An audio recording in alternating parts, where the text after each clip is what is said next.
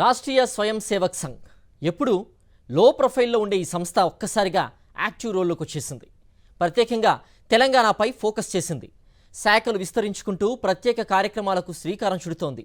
శతాబ్ది ఉత్సవాల సమయంలో రాష్ట్రంలో ఆర్ఎస్ఎస్ ఏం చేయబోతోంది?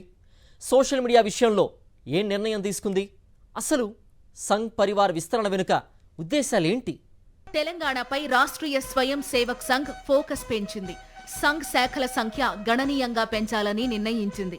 ఆర్ఎస్ఎస్ ప్రారంభించి 100 ఏళ్లు పూర్తవుతున్న నేపథ్యంలో అక్టోబర్ 2 దసరా రోజున శతాబ్ది ఉత్సవాలకు సిద్ధమవుతోంది. ఇందులో భాగంగా గ్రామాల్లో సామాజిక సేవా కార్యక్రమాలు సైతం నిర్వహించనున్నారు. విజయదశమి రోజున తెలంగాణలో ప్రత్యేక కార్యక్రమాలకు పిలుపునిచ్చింది ఆర్ఎస్ఎస్. రాష్ట్ర వ్యాప్తంగా 161 చోట్ల 21,000 మంది చొప్పున పథ్ సంచలన్ రూట్ మార్చ్ చేయాలని జాతీయ నాయకత్వం సూచించింది. శతాబ్ది ఉత్సవాల్లో భాగంగా జన సంపర్క్ అభియాన్ పేరుతో ప్రతి ఇంటికి ఆర్ఎస్ఎస్ పుస్తకం, కరపత్రం అందజేయాలని నిర్ణయించారు. తెలంగాణలో ప్రస్తుతం 1839 స్థలాల్లో 3,117 శాఖలు కొనసాగుతున్నాయి.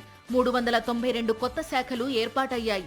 యువకులు, విద్యార్థులు సంఘ్ శాఖలకు ఎక్కువగా వస్తున్న నేపథ్యంలో శిక్షణ కార్యక్రమాలను సైతం పెంచారు. తెలంగాణ ప్రాంతంలో అలా మనము ఉపమండల వ్యవస్థని 1,602 యూనిట్స్ గా మనం చేశాము. దాంట్లో 1,244 యూనిట్స్ లో ఆర్ఎస్ఎస్ శాఖ నడుస్తుందంటే దాదాపుగా 75-76% గ్రామీణ క్షేత్రంలో సంఘ కార్యం విస్తరించింది. అలాగే నగరాల్లో 10,000 జనాభా ఒక బస్తీ కింద మనం చేశాం. దాని ప్రకారంగా 1504 బస్తీలు ఉన్నాయి. ఇందులో కూడా దాదాపుగా 1,150 బస్తీలలో, ఇది కూడా 75-76% బస్తీలలో ఆర్ఎస్ఎస్ శాఖలు నగరాల్లో కూడా జరుగుతున్నాయి. అంటే నగరాలలో, గ్రామీణ క్షేత్రంలో ఎక్కడ వెళ్ళినప్పటికీ కూడా సమానమైనటువంటి ఆదరణ ఉన్నది. ఇన్నాళ్లు లో ప్రొఫైల్లో కార్యాచరణ చేపట్టిన ఆర్ఎస్ఎస్ సోషల్ మీడియాలో సైతం యాక్టివ్ కావాలని నిర్ణయించింది. విమర్శలు, ఆరోపణలను తిప్పికొడుతూ ప్రజలకు వాస్తవాలను వివరించాలని సంఘ్ భావిస్తోంది. మొత్తంగా సంఘ్ పరివార్ యాక్టివిటీ పెంచి కార్యకలాపాలను విస్తరించాలని లక్ష్యంగా పెట్టుకున్నట్లు తెలుస్తోంది.